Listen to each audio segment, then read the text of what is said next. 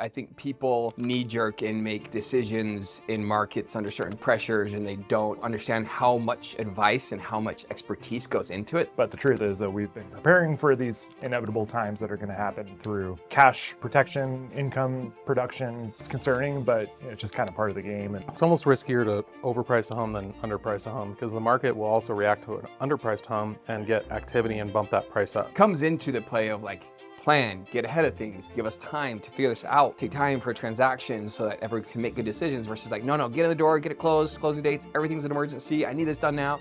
You're like, no, it's not a drive-through. People will come to me after something happens, after they decide to do something, rather than before they decide to do something. So they come to you for reactive versus proactive. Yes, and we can't do anything with the reactive. What kind of advice do you have for your business peers that you're usually too afraid to say?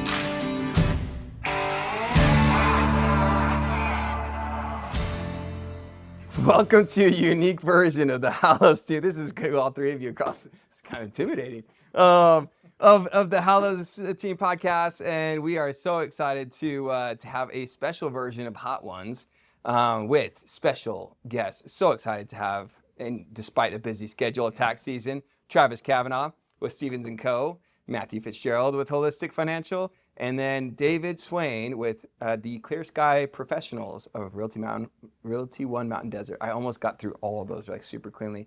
So, and these are actually courtesy special blends of the David Swain Pantry. So we have, we'll go through our little version of Hot Ones. We have fun questions. This isn't, let's know exactly what's happening in the market or taxes. This is gonna be a little more fun, but a little bit of educational. And then as we go through each one, David will educate us on what we are partaking from. Does that sound good? Yeah, sounds great. We have done a verbal waiver of I'm not liable for any pain or suffering that's caused. Trash can there, bathroom there. And then what were you saying? Don't touch your face. Yeah, don't touch your face. And then you're not supposed to drink milk, right? Yeah, It's so kind of a few ground rules. Yeah. You know, I've done a couple of these now, and it's important that we are using chicken nuggets rather than wings so that we can similarly size the nuggets, and the rule is that you finish the whole nugget.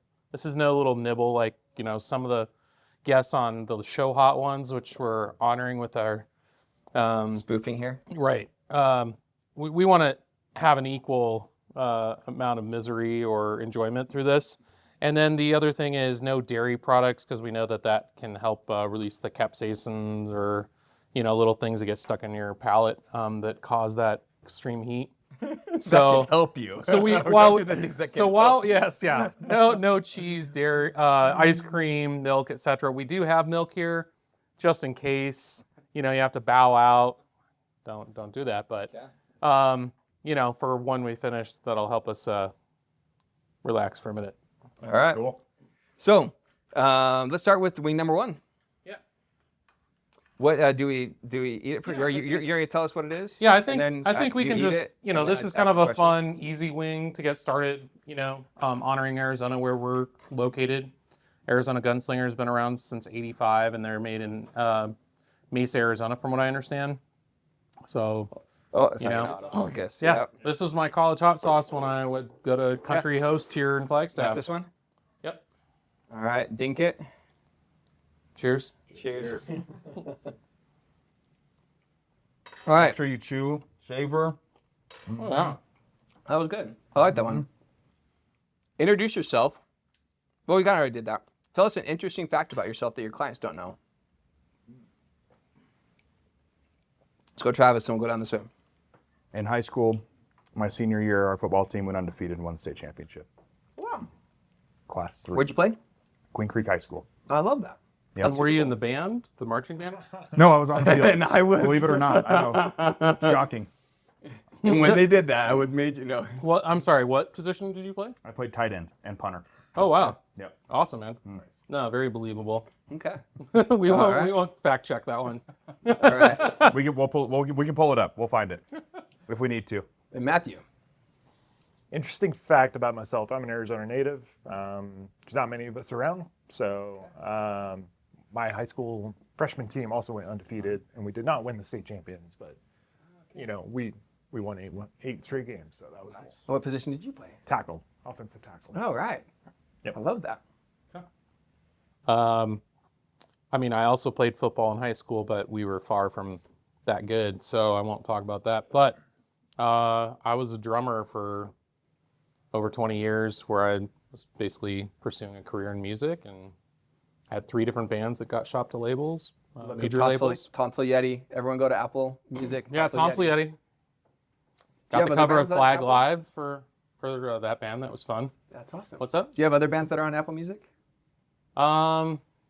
Yes, but not ones that I want people to discover. Fair enough. Fair enough. Was interested in a nice variety of bands, and some of which were, more family friendly than others, I guess is fair.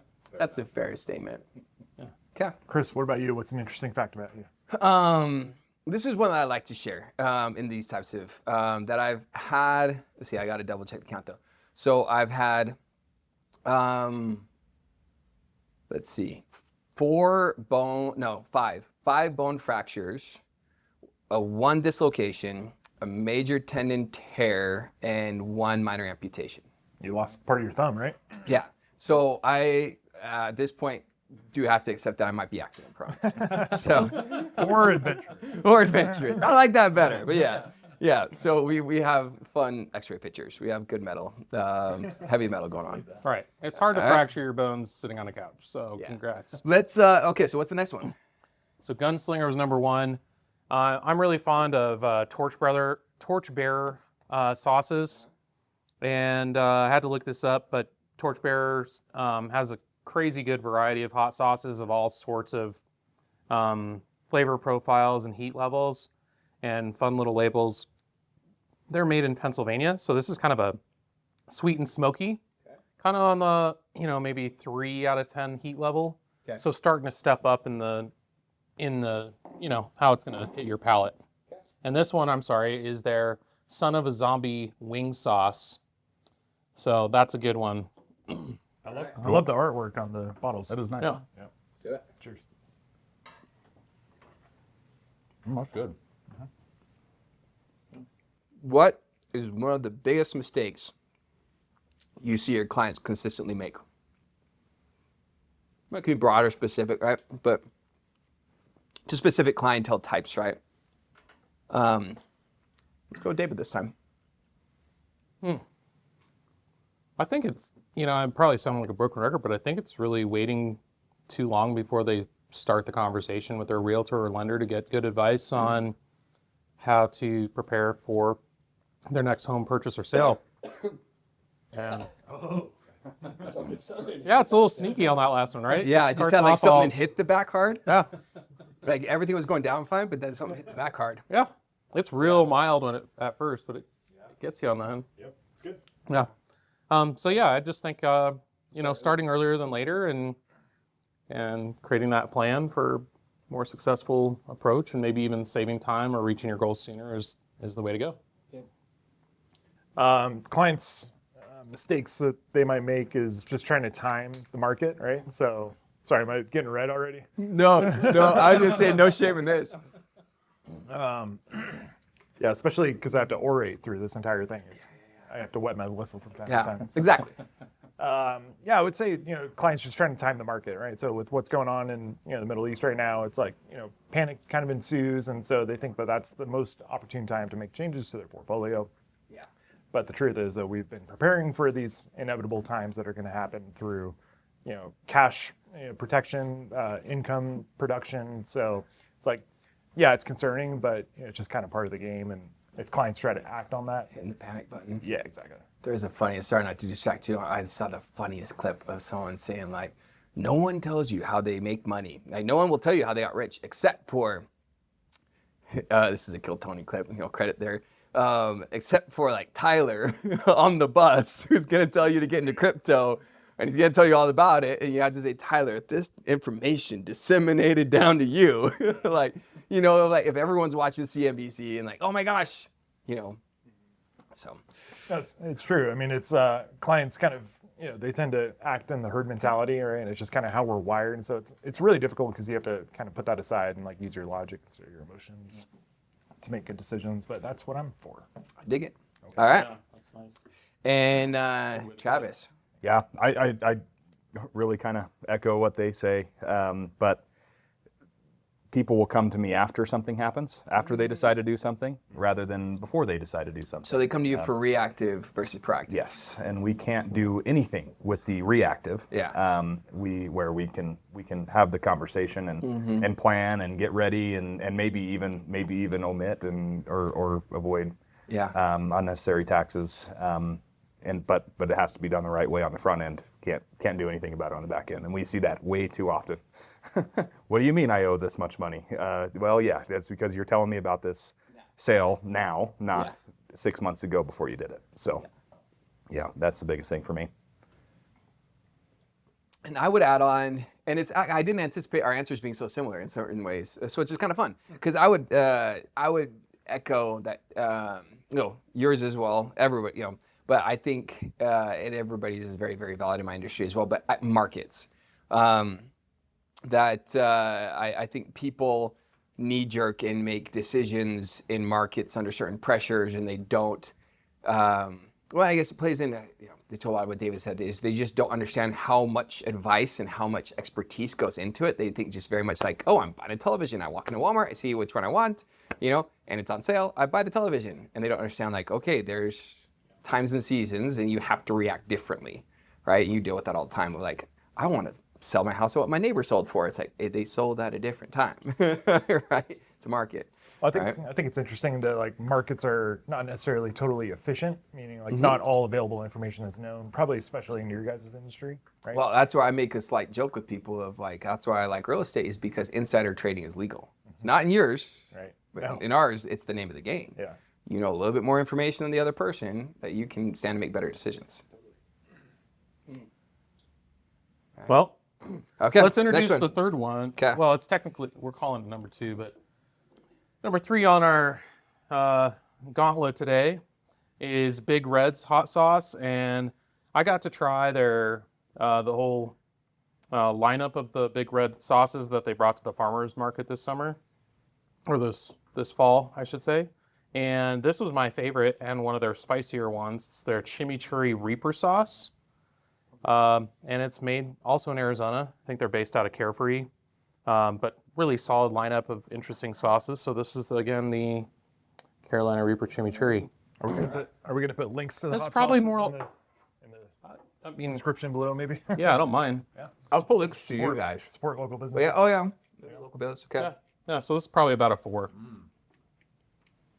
I like the flavor on that one. All right. That's good. What does the current conflict in the Middle East, how does the current conflict in the Middle East impact your clients and business, if at all?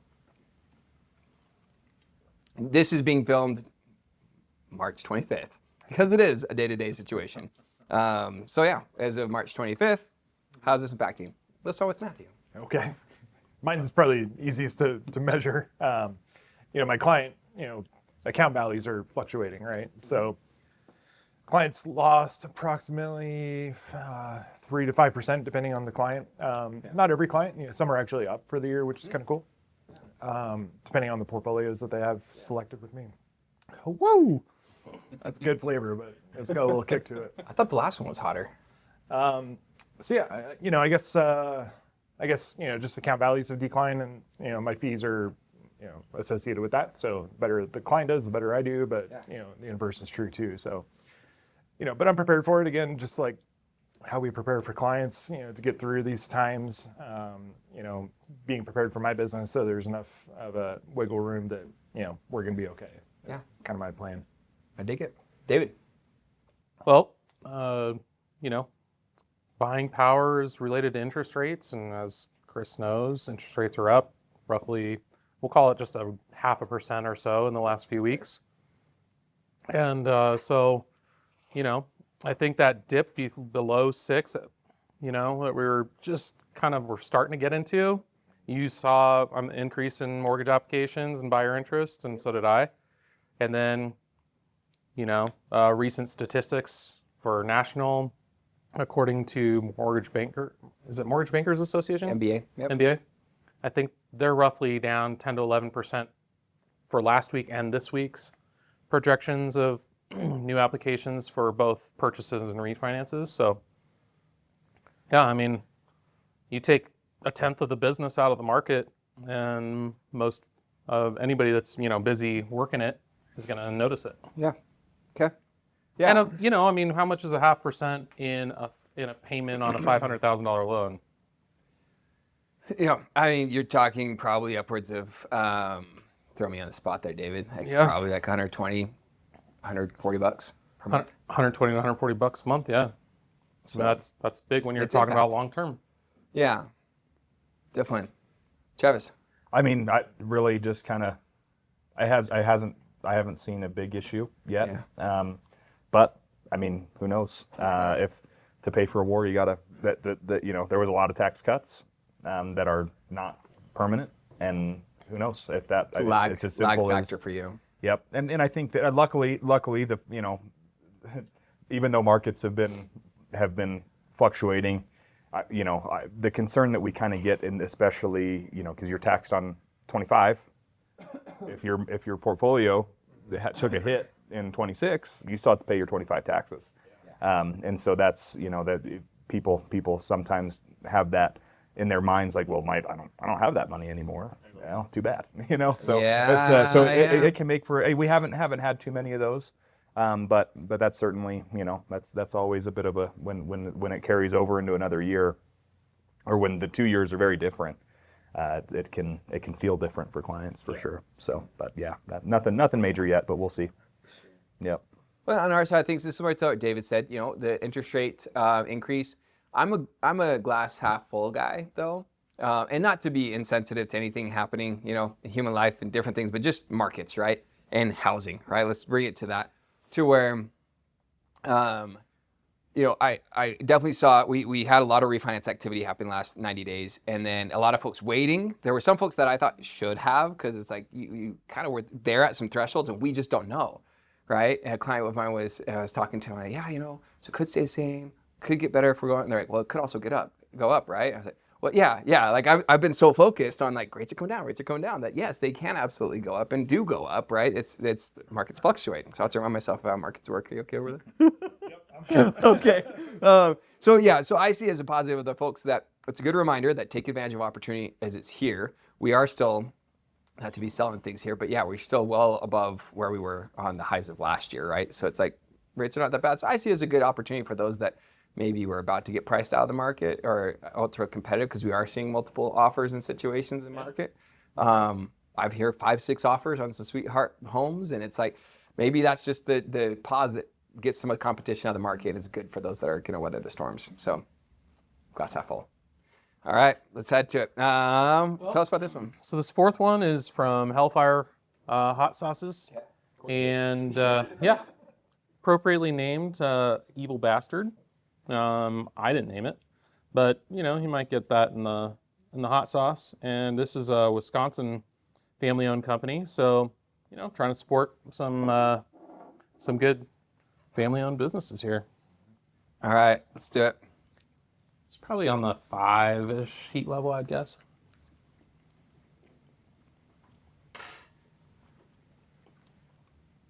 Generally speaking, to your peers, doesn't have to be we're peers, right? But just to peers, business peers, what kind of advice do you have for your business peers that you're usually too afraid to say?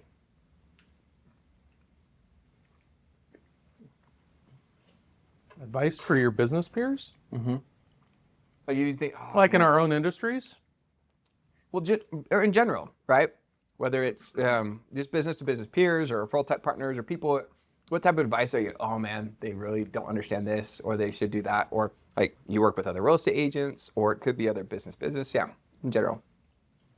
Yeah, that's a great question. I don't know. I don't have a great answer, but Look at you go. Oh yeah, are you impressed? You're waiting for it to kick in. Yeah. You want to get ahead of that. I don't guess you? so. Yeah, because I can feel it creeping up. It is creeping up. I don't know. I guess what I would tell to like my peers, whether it's in my industry or somebody else's, is that like I love helping people, and it's like being a business owner is great because I've learned a lot, and like I'd love to share like lessons that I've learned in my business that could support them and get them through whatever they're going through. So. Why are you laughing? I'm just enjoying that we have I don't three know. hotter hot sauces ahead of us. That one's pretty. That one's painful. that one's sticking around the tongue a little bit more than the last few. Yep. Yeah. So I'm happy to help, and whatever way that is. I don't like that one. Good. My question is out of the way. Now it's up to you. Yeah. Well, I'll go next. I think just pricing strategy now, more than most times even, is that much more important. And I see a lot of realtors just take overpriced listings or maybe tell their clients, what they even want to hear sometimes. I don't want to say that's the majority of realtors, but some do to win the listing. And then, the reality is how the market's going to react. So, what I've noticed a lot in the last 6 months when I'm analyzing pricing for clients is that comps are very clearly showing properties that sit on the market 6 months are ones that were overpriced initially. And the majority of those get less money than they would have if they priced it close to where they ended up selling on the front end. And then they just wasted 6 months of their livelihood when they could have been, it's almost riskier to overprice a home than underprice a home because the market will also react to an underpriced home and get activity and bump that price up. So, I think that for me, it's just knowing your value. You got to know what you bring to the table, and you have to be willing to defend what you cost to somebody. Yeah, especially in all our industries in tech, right? Mm-hmm. They think you can H&R block it, and then it's like, well, I see this all the time. Sorry to jump in on that, but yeah, it's like, okay, the underwriter's looking at this and say this doesn't make sense because it doesn't make sense, Right. Because you self-filed. Yeah. Yep. And so that's for fellow CPAs, but that's also I think that's just advice for everybody that it's. I think that a lot of what we do, and just in business in general, is a lot less about what we actually do, and a lot more about the relationships and delivering in expressing the value, and then you have to deliver on it, obviously. But yeah, I think that's for me. It's easier if you're talking. It doesn't. You're really pushing more of that heat out, I think. So for your next one, you might want to go last. Okay, good to know. Yeah, I mean, That is cooking. I think we're over the hump, though. I would say in general, and this doesn't apply to all business partners, but I do tend to how do I want to say this? Like specifically, I do real estate, right? And this is not a McDonald's drive-through, and it comes into the play of like plan, get ahead of things, give us time to figure this out. Let's take time for a transaction so that everyone can make good decisions. Versus like, no, get in the door, get it closed, set closing dates. Everything's an emergency. I need this done now. You're like, no, it's not a drive-through, right? Yep. So. For sure. Yep. Bad decisions get made when we're rushing, and pressure comes in all our businesses, and we can help less people. It's like, oh man, the waste and time suck that happens in all our lives. When it's like that, all of a sudden this spin up, you're like, man, the bottom line is this is not an emergency. Like, I like the phrase, no one dies in real estate. Very few times. Yeah. I've heard a lot of people say there's no emergencies in real estate, and I'm like, I've seen a lot of people miss out on homes they would have been extremely happy to own if they had a sense of urgency when they should have. But that's solved by proper planning. Yeah. And then being ready to jump on the gun versus like all of a sudden you drove up from Phoenix and you decided that Friday at 5 o'clock was the best time to call David up, who's heading out to dinner, and Chris up and just say, this is it. Like that's not the right way to do it. Yeah. And yes, we jump Agreed. when we need to, but yeah. Absolutely. We do jump when we need to, and we're happy to, but All right. We want Let's our go. clients to get Let's the best go. house. This is going to be so Yeah. painful. So Elijah's extreme. We're doing the extreme regret, screaming hot sauce for the number 5 today. And I think the name kind of says it all. It's scorpion pepper and Carolina Reaper. And it's made in North Carolina, appropriately, from a father and son owners. All right, here we go. Good luck. I was just starting to like my mouth again. Yeah. Okay. This one kind of tells you where it's at pretty much from the beginning. Who was the first person you kissed, and where was it at? Oh boy, I don't. You're gonna politely decline. Mm-hmm. Okay. Yeah. That's okay. I remember mine pretty well. Also, freshman year of high school, on the football field. Yeah, I was hanging out with my friend and her friend, and I guess my friend dared her friend to kiss me, and it was super sweet. But I think, now that I think about it, she probably had a crush on me, or something was there, and the friend just connected the dots. I love that. Yeah, it was cute. There you go. Very high school cute. Right? Yeah. It's probably because we went undefeated that year. That's right. The earliest one I can remember is I was in 3rd grade and I had a crush on who I thought was the cutest 6th grader. And I got a kiss. Wow. And, didn't turn into any relationship or dating kind of thing. Well, I mean, I was in 3rd grade. my 6-year-old does talk about the girl he's breaking up with, but yeah, I don't know how serious that is. But, that was, You were in 3rd grade and she was in 6th grade? yeah. Man, David. Yeah. Can't That's complain. that's bragging rights for a long time. Dean above your league there, buddy. That's right. So no, nothing for Travis. No, I'm good. I'm Okay. good. All right. I'll go ahead and pass on that Okay. one. I will make a comment on the sauces though. So far, I'm just to That one prove felt I'm like not a step afraid. down. I'm not afraid to talk. Yeah, I agree. Evil Bastard was probably a little hotter, although now I'm starting to feel it a little bit more here on Extreme Regret. But Regret it sometimes late. taste wise, that chimichurri was good. That was very, very good. And Extreme Regret was a little tastier than the Evil Bastard. So, Yeah. Matt, what are your thoughts on the flavor profile so far? That's funny. I like hot food, so I've been looking forward to this, but I don't eat like really hot food very often. So, love the Arizona Gunslinger.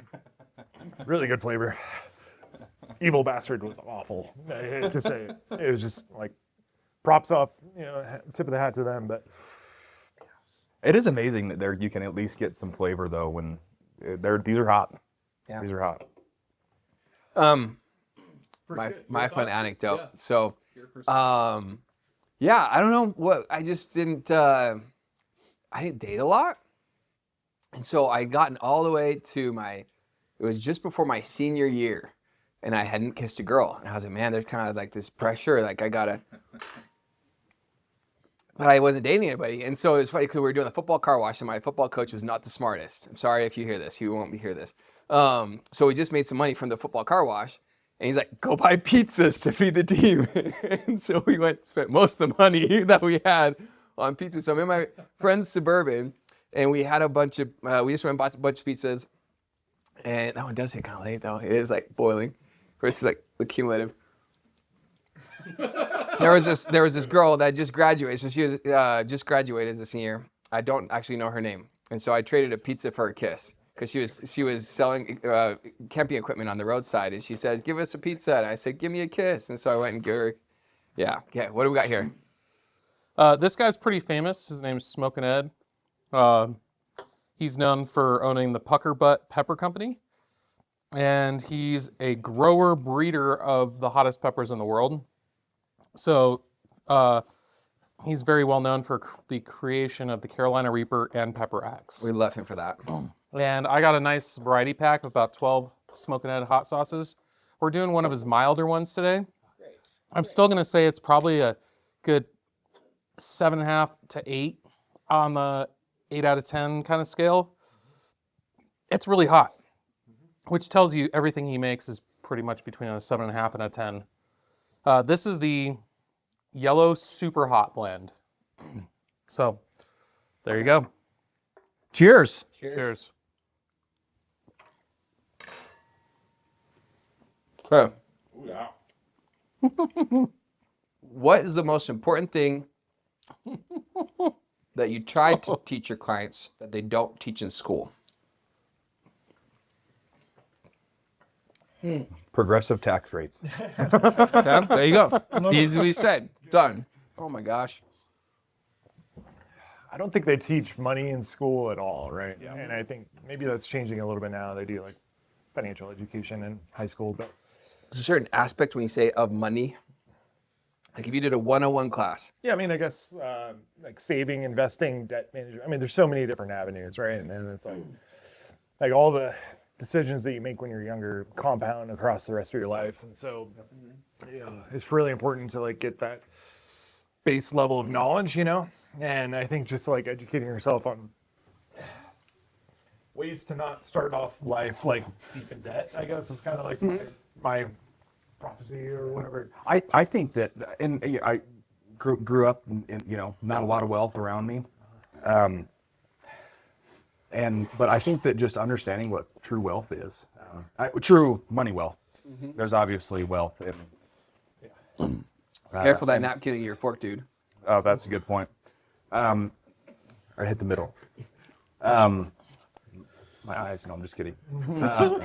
This is a good one. But yeah, just what is true money wealth? And I think that, you know, there's different levels to it. Obviously, I think that some people are okay, you know, getting to retirement and being able to survive. That's all right. This is the worst idea ever. Yeah, that was a step up right there.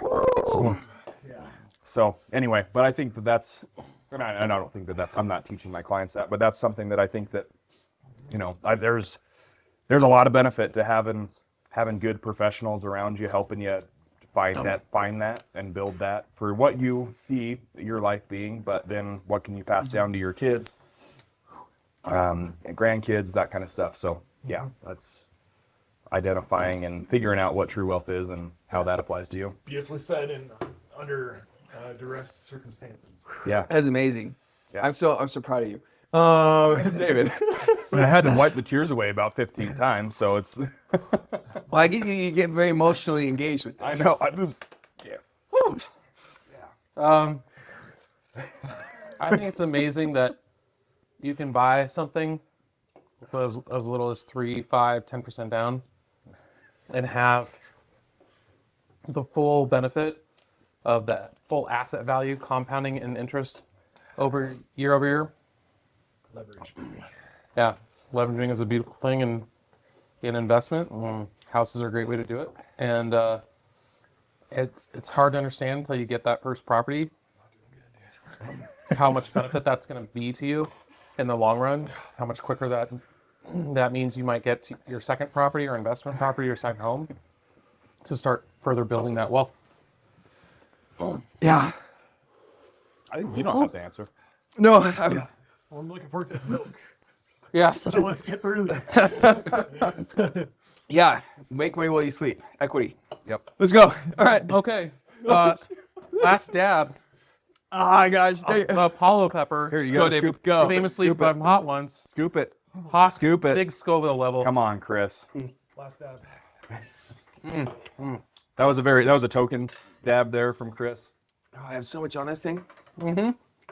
We coated this one extra. That is not good. Woo. If you could have wave a magic wand and change one thing about Flagstaff, what would it be? Flagstaff High's location. I don't want it downtown anymore. I like that. We need a Fry's Marketplace, the large. Ooh, there we go. Over south of the 40. Easier to access from the west side.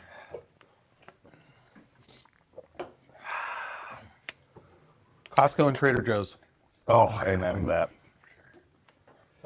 I picked the The short resort answer. needs to add downhill mountain biking get it done, get it passed. Downhill mountain biking at Snowball. 5-minute timer. Short Yeah. Go 5 minutes after? What about the bomb? No, I didn't tell you guys. I'm I good. didn't tell you. I would do more of the chimichurri. I will not be touching that guy. It's hotter. Yep. Oh I think my the gosh. yellow was the worst. Last one's kicking my butt. Well, at least the yellow tasted good. That last one is.